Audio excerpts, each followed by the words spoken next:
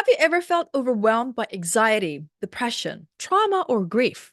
If so, you're not alone. Today, we're going to talk about how to heal from these struggles and find light at the end of the tunnel.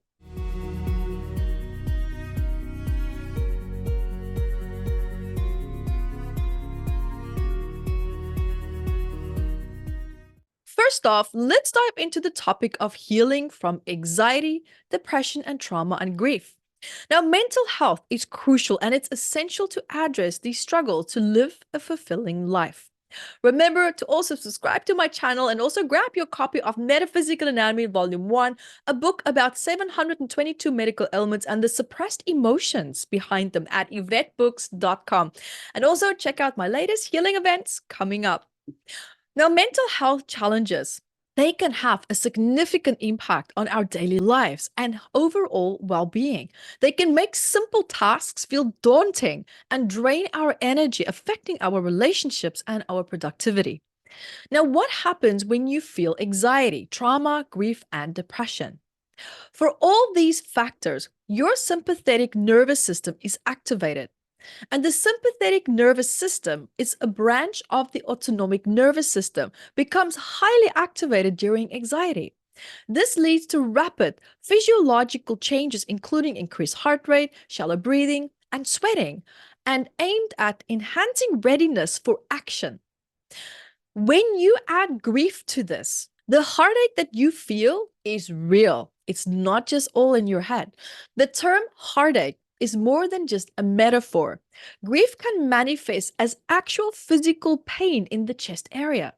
Studies have shown that the brain processes emotional pain similarly to physical pain, activating neural pathways associated with sensory perception and pain processing. This phenomenon, known as broken heart syndrome or stress-induced cardiomyopathy, can result in symptoms such as chest tightness, palpitations, and shortness of breath. And depression does not make things easier. Depression can impact neuroplasticity, the brain's ability to adapt and recognize in response to experiences and environmental stimuli. Structural changes, such as reduced volume in certain brain regions like the hippocampus and the prefrontal cortex, have been observed in individuals with depression. These changes can affect mood, memory, and decision-making processes. I've mentioned several issues here, so how can we address all of them, given that they all have different origins? Great question. I'm going to teach you one simple step that I teach in my mind-body formula trauma recovery process, and that is the alpha brainwave state. Why is this so great?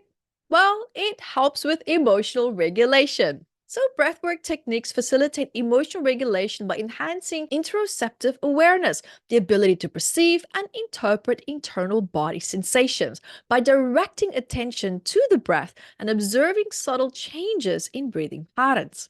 Individuals can develop greater self-awareness and mindfulness, enabling them to identify and navigate emotional experiences more effectively.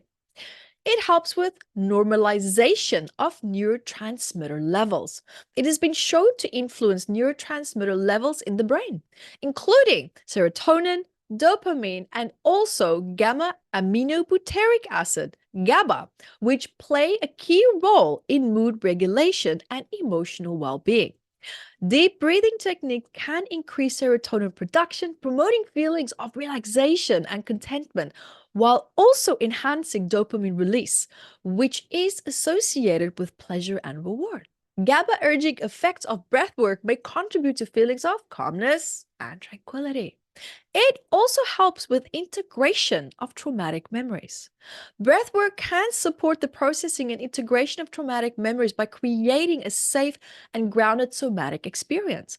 By combining breathwork with trauma-informed approaches such as my technique MAT, a person can explore and release stored tension, emotions, facilitating healing, and most importantly of all, resilience. Sit down, relax, make sure you're not going to be interrupted, and do not drive or walk while doing this, as you can get dizzy at the end. Let me walk you through this step by step. Ready? Let's go. We will breathe 13 times. Breathe in your mouth, out your nose. Breathe in your mouth, out your nose. Breathe in your mouth, out your nose. Breathe in your mouth, out your nose. Breathe in your mouth, out your nose. Breathe in your mouth, out your nose. Breathe in your mouth, out your nose.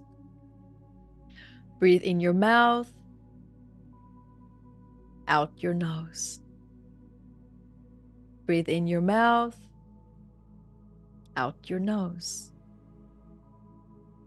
Breathe in your mouth, out your nose. Breathe in your mouth, out your nose. Breathe in your mouth, out your nose.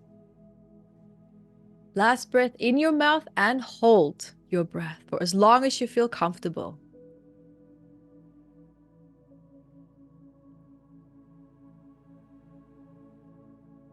And remember to exhale out your nose only when you feel ready.